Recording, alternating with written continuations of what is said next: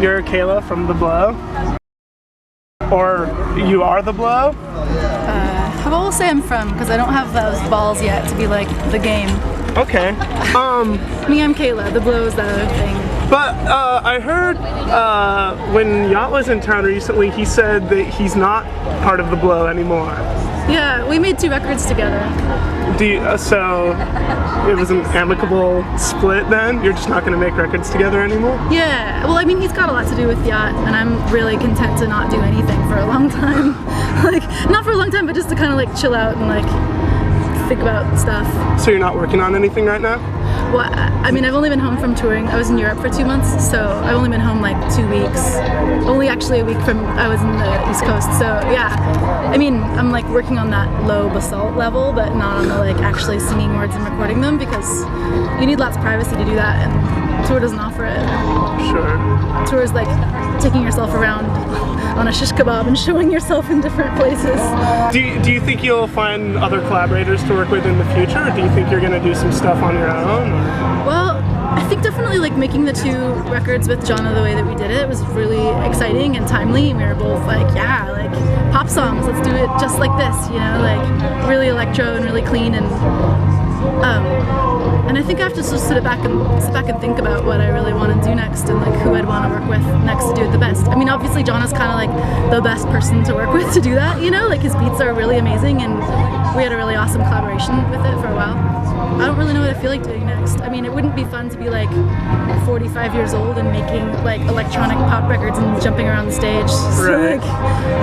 Well, have you ever thought about doing some, like, you're a pretty good monologuist, and you made a shout out to Spalding Gray in one of your monologues. That's have true. you ever thought about just doing some writing or spoken word?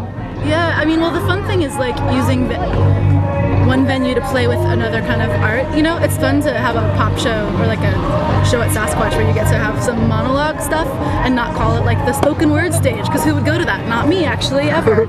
So like, I think it's really fun to play with all the different angles that you can of what kind of performance you could give. So yeah, I like to write. I should spend more time focused writing instead of just making it up on stage while I talk.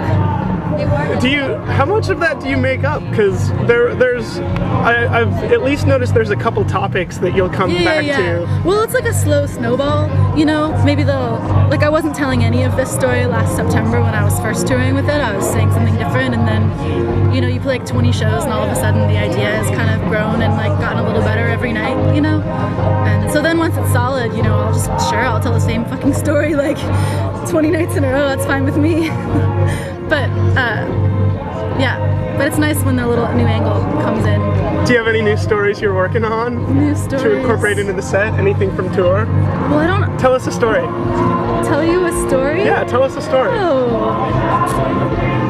I don't know if I have any good story. I'll tell you a story. Okay. Here's what happened to me last night at the Maricich Inn. This is just a true story. It's not like profound or huge. My girlfriend and I were laying in the bed watching Pootie Tang.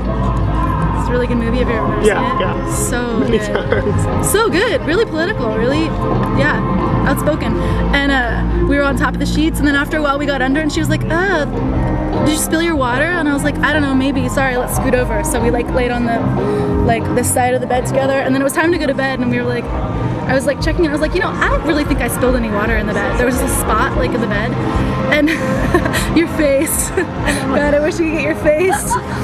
I was like, I didn't spill any water. I know, you know what I mean? I was trying to make it seem possible that I'd spilled the water while we watched the end of Pootie Tang, but when it was time to go to bed, I was like, my water's over here. I didn't spill it. And then I like sniffed it, and I was like, it's piss. And then I was like, did one of us piss the bed inadvertently while we were watching Pootie Tang? It's like, no. And I was like, fuck. And I called the office, and I was like, I don't know, but there's piss in the bed.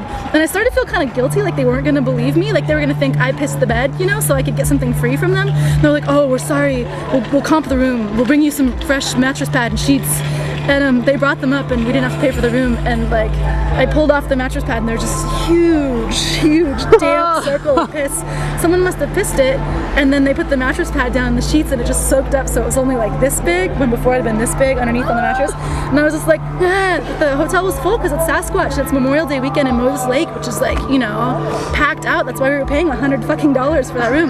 So then I just turned the mattress over and put the pee-pee part onto the box frame. And then put the new stuff on and we went to sleep and it was free. Pretty good story. That's My story. really good. There you go. All right. Happy Sasquatch. Yeah.